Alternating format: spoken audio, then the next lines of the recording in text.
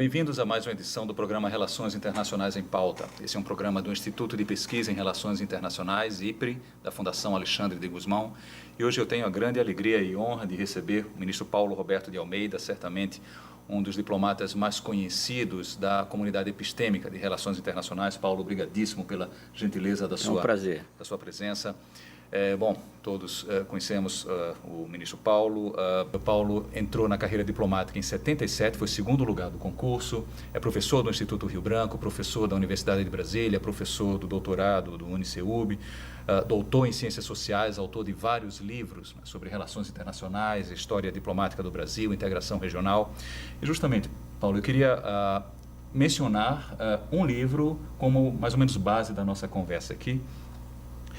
Esse é um livro editado em 2006, o Estudo das Relações Internacionais do Brasil, e eu acho que na nossa conversa nós poderíamos um pouco atualizar, a partir da última década, os desenvolvimentos, enfim, os avanços do estudo das relações internacionais aqui no Brasil. Então, a primeira pergunta seria essa: como você avalia o avanço nessa última década do estudo de relações internacionais? Obrigado, Alessandro, pelo convite. É um prazer estar aqui com vocês. Eu realmente não estava destinado originalmente à comunidade epistêmica de relações internacionais, porque eu venho da sociologia política e mais propriamente da sociologia histórica, né? Fiz um doutoramento em temas de revoluções burguesas e desenvolvimento capitalista, mas ao ingressar na carreira fui naturalmente orientado para os temas internacionais, a história diplomática e política externa do Brasil num sentido amplo, e venho produzindo alguma coisa nas últimas 3 décadas, digamos. Esse livro realmente, o Estudo das Relações Internacionais do Brasil, é o livro mais didático que eu produzi, porque ele se destina a um levantamento completo até a época de toda a produção bibliográfica acumulada, a mais relevante, claro, em termos históricos, em termos cronológicos, tanto de diplomatas quanto de não diplomatas, mas ele é, digamos, uma atualização, uma segunda edição, digamos assim, de um livro publicado originalmente em 1999, esse que tem o mesmo título, né? O Estudo das Relações Internacionais, que eu fiz com base em palestras que eu vinha dando nos anos 90, reuni e publiquei esse livro, então. E o Estudo das Relações Internacionais, cujo subtítulo é Um Diálogo entre a Academia e a Diplomacia, visa justamente estabelecer essas pontes entre os profissionais, que somos nós, mas alguns desses profissionais também se dedicam a estudos acadêmicos, é o seu caso, é o meu caso, vários dos nossos colegas, e produzem textos, estudos, trabalhos, pesquisas, independentemente das obrigações funcionais, que são aquelas derivadas do curso de altos estudos, em que se faz, digamos, um longo memorando sobre temas funcionais, que tem o seu valor como pesquisa, como estudo, como síntese, mas uma perspectiva bem mais funcional, voltada para objetivos da diplomacia prática, não é? E são publicados pela FUNAG, e a maior parte das minhas resenhas nos últimos 10 anos foram sobre livros dos nossos colegas, né? Publicados pela FUNAG, na maior quase 100% lá dos casos, e que eu faço mini resenhas na seção Prata da Casa. Mas eu vou um pouco além disso e analiso a produção acadêmica enquanto tal. Acadêmicos brasileiros, geralmente, mas também estrangeiros. E depois desse meu primeiro livro pioneiro, eu publiquei um segundo pela Universidade Federal do Rio Grande do Sul. E ele inaugurou, aliás, uma coleção de relações internacionais. Exato. Com o professor Paulo Vicentini, chamado justamente Relações Internacionais e Política Externa do Brasil. E ele saiu em segunda edição, também reformulado, como no caso do Estudo das Relações Internacionais, em 2004, é esse livro aqui. Em seguida, eu continuei elaborando. Como na minha carreira eu tive muito foco em relações econômicas internacionais do Brasil, rodada Uruguai do GATT, temas de integração em Montevidéu, novamente na Secretaria de Estado em temas financeiros, econômicos em Paris, em Washington, né? E eu continuei trabalhando, portanto, em relações econômicas internacionais. Esse meu livro também é didático, né? O Brasil e o multilateralismo econômico tem uma conotação histórica. Todos os meus livros têm uma grande fundamentação histórica. É uma síntese da evolução do Brasil no sistema multilateral, desde o século XIX até a conclusão, ou melhor, até o início da rodada Uruguai, né? Em 87, e a síntese já da rodada Uruguai em 94. Esse daqui, como eu trabalhei sobre integração há muito tempo, fiz 2 livros sobre o Mercosul, na verdade 3, e acabei publicando uma pequena síntese em francês quando servi em Paris, lá na Europa. E continuei no mesmo estilo, né? Esse meu livro eu também gosto muito. Os Primeiros Anos do Século. É um título aroniano a mais de um título. O Raymond Aron, conhecido da comunidade, evidentemente, foi um grande pesquisador, um grande professor, um grande polemista e um publicista, um intelectual de primeiríssima qualidade. Ele deixou um livro póstumo quando ele morreu. Eu li as memórias dele, né, publicadas em 83. Ele morreu logo em seguida. E póstumamente saiu um livro chamado Les Dernières Années du Siècle, né? Os Últimos Anos do Século. Ele havia previsto desde 47 o grande cisma da Guerra Fria, a divisão, o impasse nuclear, mas não a guerra total, justamente pela arma nuclear, e desenvolveu muito nos seus estudos de polemologia, não é? de estratégia, de segurança. E esse Dernières Années du Siècle antecede a implosão do comunismo, antecede o fim da própria União Soviética. E aí esse livro, que foi publicado em 2002, em homenagem ao Raymond Aron, se chama Os Primeiros Anos do Século XXI, portanto, o Brasil e as Relações Internacionais. É uma abordagem não necessariamente aroniana, mas retomando os grandes temas da obra, digamos, aroniana, para o lado econômico, que é um lado que ele não desenvolveu totalmente, ainda que ele tenha vários títulos. É um título que eu gosto muito e tem já um debate sobre globalização, não é? Eu continuei. No início, logo em seguida, publiquei esse livro, que trata mais de política interna brasileira, mas com alguns temas de política externa, a grande mudança, emulando talvez o Karl Polanyi na grande transformação, não é?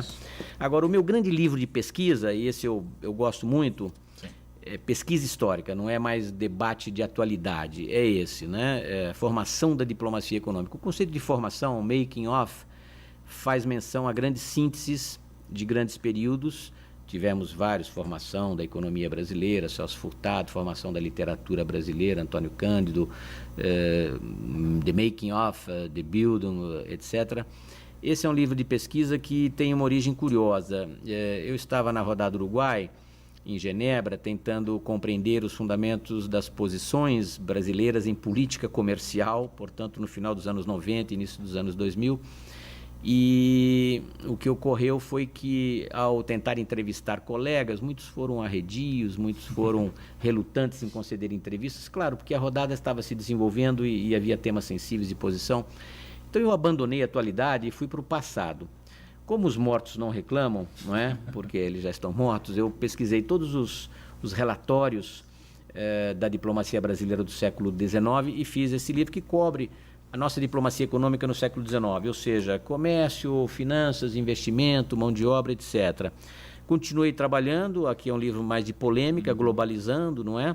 Que é um livro de debate sobre os antiglobalizadores, e eu sou um globalizador convencido. Na minha série de clássicos revisitados, que eu tenho vários, eu gosto muito desse Moderno Príncipe, que é uma releitura do Príncipe para os tempos atuais, e fechando talvez o ciclo desse primeiro livro didático, o Estudo das Relações Internacionais do Brasil, eu tenho esse, que é mais recente, 2012, que é também uma análise do estudo das relações internacionais do Brasil, mas numa vertente mais historiográfica e também didática, e agora fazendo um levantamento completo da bibliografia publicada por diplomatas e por não diplomatas sobre o estudo das relações internacionais do Brasil. Então, essa é a minha produção. E nos últimos 10 anos nós tivemos uma grande evolução, tanto no plano organizacional. Acho que o marco importante desses 10 anos é a fundação, a criação da ABRE, Associação Brasileira de Relações Internacionais, que coroa um processo anterior, de 10 anos anteriores, de expansão dos cursos de relações internacionais, geralmente em nível de graduação, também criação de vários cursos de pós-graduação em algumas faculdades, mas geralmente graduação.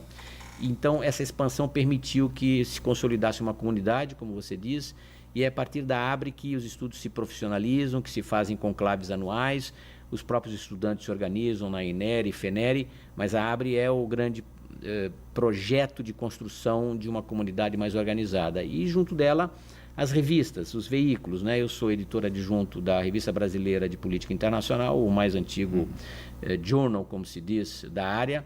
Tem a Contexto Internacional da PUC, tem a Política Externa de São Paulo, tem várias outras revistas de cursos, não é? Então o campo está se expandindo e ele produziu muita coisa, e eu menciono nos meus diversos livros e muitos artigos toda a produção acumulada nesses anos. Ela é muito desigual, muito diversificada, sem uma metodologia unificada, mas certamente ela é muito enriquecedora do campo, tanto por diplomatas quanto por não diplomatas. Quais são os eixos analíticos e os temas mais explorados nessa última década? O embaixador Rubens Recupero costumava dizer que a diplomacia brasileira dos anos 30 em diante é uma diplomacia do desenvolvimento. Claro. O tema do desenvolvimento ou da inserção regional e internacional do Brasil, das suas relações com os atores poderosos, no caso do hemisfério, os Estados Unidos, que dominaram as relações internacionais nos últimos 150 anos, digamos, o principal parceiro do Brasil, hoje suplantados comercialmente pela China. Esses temas do desenvolvimento, da inserção global e, sobretudo, o da autonomia, da defesa da soberania, é um tema de Rui Barbosa, de 100 anos atrás, são temas sempre presentes. Agora, temos as duas grandes vertentes. Temos a vertente histórica, de pesquisa histórica, de arquivos e de elaboração, até às vezes de histoire immédiate, como se diz, de história do tempo presente, e temos a vertente de ciência política, relações internacionais estrito senso, que faz assim monografias ou estudos temáticos de problemas da diplomacia brasileira, seja nas relações bilaterais, você mesmo trabalhou com a relação Brasil-Argentina, não é? E tem alguns estudos comparativos, ainda que estudos comparativos não sejam muito o forte da academia brasileira, requer uma metodologia mais sofisticada, não é? Sim. Mas temos muitos estudos, tanto de caráter histórico quanto de relações internacionais estrito senso, que vêm aprofundando esses temas da autonomia do Brasil, das relações com os grandes atores e da mudança dos padrões de relações internacionais, da era da Guerra Fria, em que nós éramos relativamente alinhados com o Ocidente, como se dizia, a uma vertente de estudos da multipolaridade, não é? E da aliança do Brasil com os parceiros estratégicos. Essas são as grandes temáticas que a gente tem visto. E nos novos temas, meio ambiente, direitos humanos, questões de defesa global, não é? Participação do Brasil em operações de paz da ONU, etc. Integração regional. Também. Integração regional é um grande tema. O Mercosul é em parte responsável pela explosão de cursos de relações internacionais. Né? O Mercosul, desde o início, final dos anos 80, início dos anos 90, ele despertou o Brasil para o comércio internacional, as relações regionais e mundiais, em paralelo com o fim do socialismo, a nova globalização, o ingresso da China nas relações internacionais e negociações comerciais. E até conflitos. Nos anos 90 tivemos o conflito Embraer-Bombardier, conflito da Vaca Louca com o Canadá. Tudo isso despertou a atenção dos jovens, não é, para os temas de relações internacionais, para a carreira diplomática. Passamos a atrair nos concursos anuais centenas, milhares de candidatos, e isso realmente mudou muito o Itamaraty. É uma da antiga visão carioca paulista, não é? De direito ou de ciência política, passamos por uma vertente bem mais diversificada do recrutamento de colegas diplomatas. Isso é muito importante. Isso enriquece a política externa, a própria visão, né, do Brasil. E, enfim, nos últimos 10 anos, quais seriam as obras e autores de maior impacto? Veja, eu colocaria aí, nos últimos 15 anos ou mais, você tem o História da Política Exterior do Brasil, de Amado Servo e Clodoaldo Bueno, que teve várias reedições, inclusive recentes, que é o livro que marca a passagem dos estudos tradicionais dos anos 50, Hélio Viana, Delgado e Carvalho, para estudos mais modernos. Eu acredito que esse livro, ainda que não seja dos últimos 10 anos, é um pouco mais, mas ele ainda marca.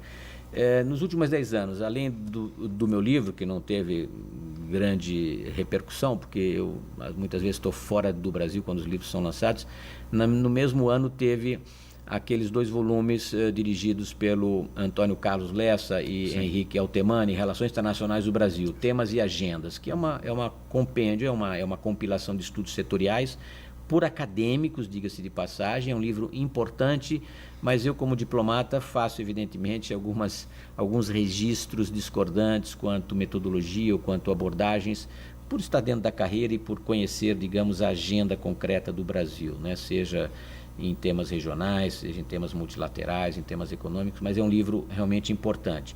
E tivemos autores importantes nessa época. Gelson Fonseca é um dos grandes intelectuais da diplomacia brasileira, publicou livros tanto de teoria quanto de história diplomática, digamos. O seu último livro é uma tese sobre o multilateralismo, aliás, o livro é seu, preciso lhe devolver. E Celso Laffer, que não é da carreira, mas foi chanceler, esteve representando o Brasil em Genebra, é um autor sempre presente, não só pelos seus livros, que são em parte memorialísticos, em parte estudos a partir da sua...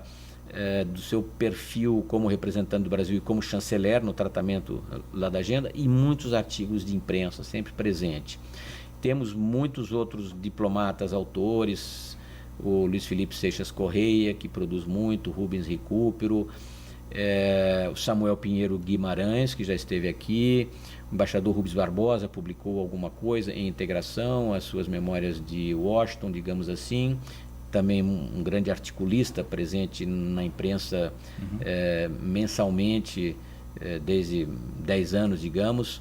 E na academia temos nomes aqui na UNB, a chamada Escola de Brasília, ainda que eu não reconheça muito a existência dessa escola, mas Amado Servo, Flávio Saraiva, Antônio Carlos Lessa, Rio Grande do Sul, Paulo Vicentini, Demetrio Maioli em São Paulo, vários outros pesquisadores no Rio.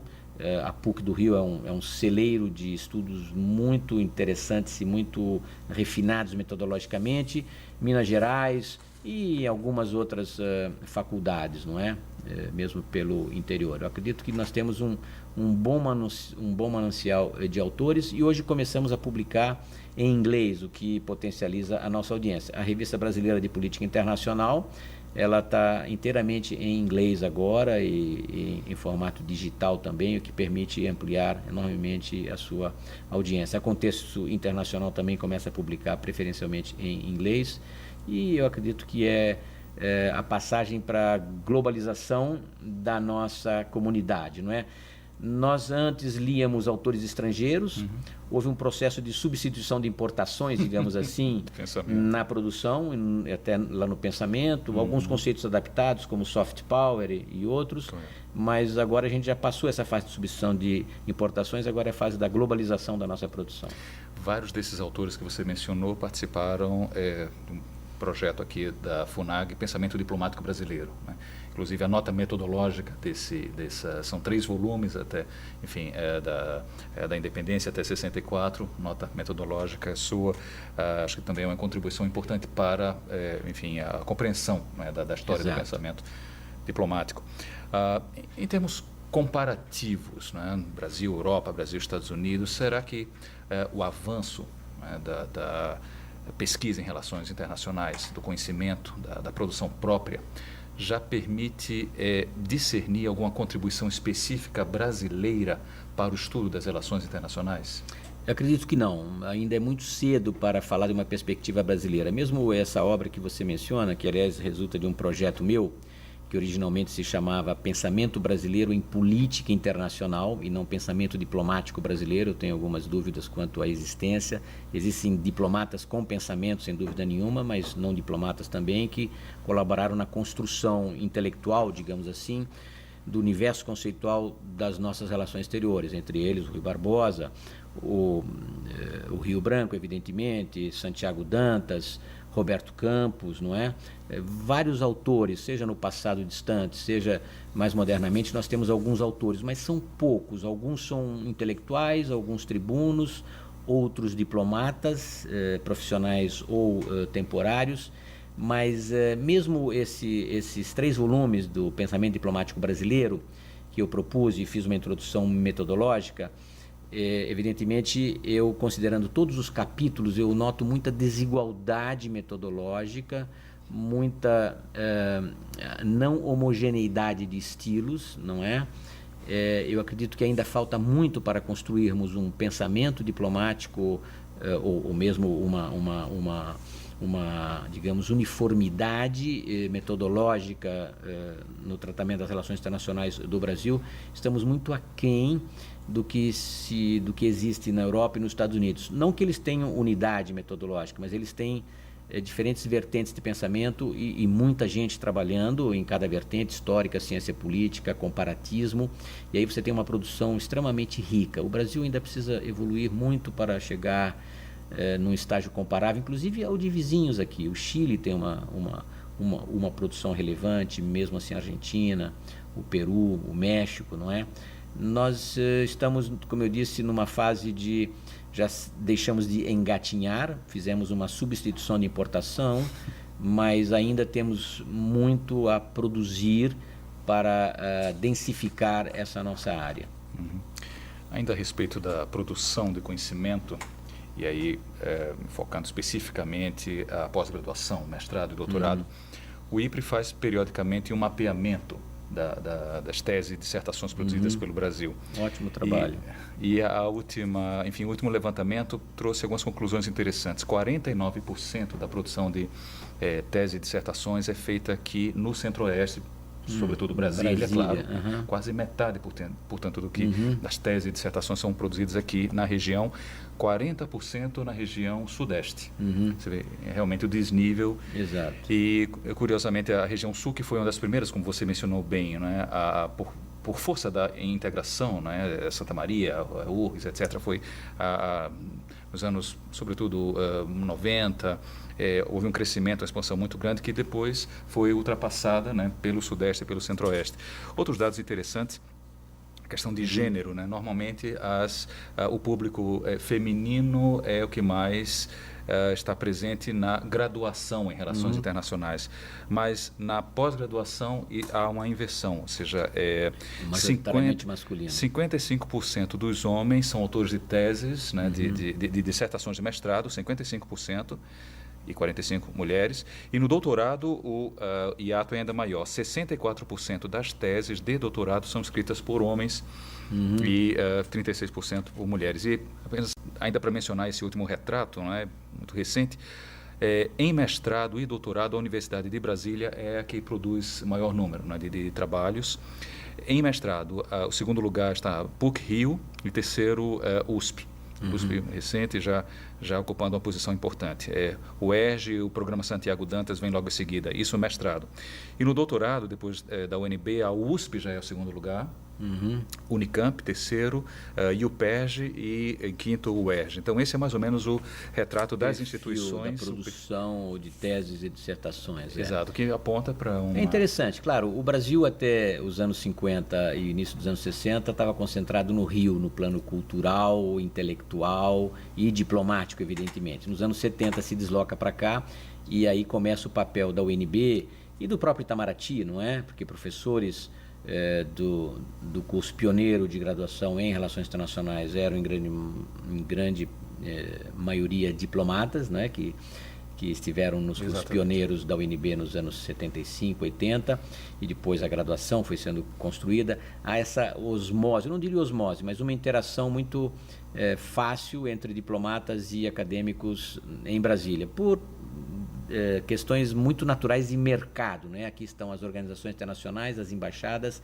e a diplomacia, isso atrai. Na graduação é interessante essa concentração feminina. Eu acredito que relações internacionais em graduação tornou-se o equivalente da psicologia nos anos 60, quando todas as meninas iam fazer psicologia, né? Nós homens fazíamos ciências sociais porque queríamos fazer a revolução no Brasil, não é? E hoje elas fazem relações internacionais, tem aquela ideia, às vezes um pouco romântica, da diplomacia e de uma carreira internacionalista, mas a vida vai encaminhando as pessoas para os seus eixos naturais. E é quase normal que pós-graduação, magistério, pesquisa, seja ocupada por homens, mas a presença feminina deve crescer também nos níveis de cursos especializados, não é? Essa concentração geográfica é interessante, ela reflete, digamos, o que é o panorama da academia brasileira em diferentes campos também, que não as relações internacionais, né? A USP é a principal produtora científica do Brasil, junto com a Unicamp, não é? Mas temos também outros eixos interessantes, regionais, que ainda não aparecem em relações internacionais, mas bons trabalhos estão surgindo no Nordeste, em Santa Catarina, não é? No Rio Grande do Sul, certamente, mas claro que São Paulo, Rio e Brasília predominantemente como foco da diplomacia profissional, vai concentrar e vai priorizar, não é? Muita gente vem de fora para Brasília para se preparar para a carreira, muitos não entram e continuam fazendo estudos aqui, aperfeiçoando-se na área acadêmica. É uma concentração regional e que eu não chamaria ainda de brasiliense, não é? Porque Brasília tende a atrair vocações de todo o Brasil, talvez com exceção de Rio e São Paulo, que tem densificações próprias na produção e professores e editoras, não é? Mas Brasília concentra muita gente do resto do Brasil, nem todos são brasilienses da gema, como diríamos. Mas é uma evolução muito interessante essa. Esse levantamento, na verdade, ele é bem mais abrangente do que em sentido estrito relações internacionais. Quer dizer, são teses e dissertações sobre temas internacionais. Internacional, pode ser de economia, antropologia, sociologia. Enfim, e a última pergunta, bem abrangente mesmo, na sua opinião, quais seriam as tendências em relações internacionais, no ensino e pesquisa em relações internacionais no Brasil, um olhar um pouco mais prospectivo, né? Quais seriam as tendências em termos de temas e de avanço teórico, metodológico? Essa é uma pergunta complexa que exige uma elaboração que eu não sou capaz de oferecer aqui agora, mas eu acredito que a tendência seria uma diversificação dos temas e campos. Você tem esses temas de gênero muito relevantes hoje, mas também os novos temas de bens comuns, não é? Meio ambiente, defesa, segurança, imigração, terrorismo, e tudo isso vai criando nichos de trabalho. Antigamente você tinha grandes sínteses historiográficas ou de política externa enquanto tal, vários feitos por brasilianistas, né, numa primeira geração.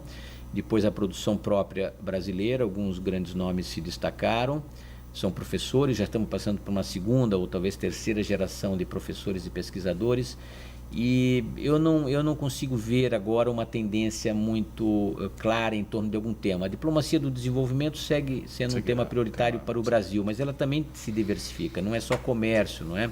Tecnologia, cooperação internacional em áreas sensíveis, mesmo segurança, não é? Transportes, comunicação, novos meios de transmissão de conhecimento, tudo isso vai gerando uma crescente produção.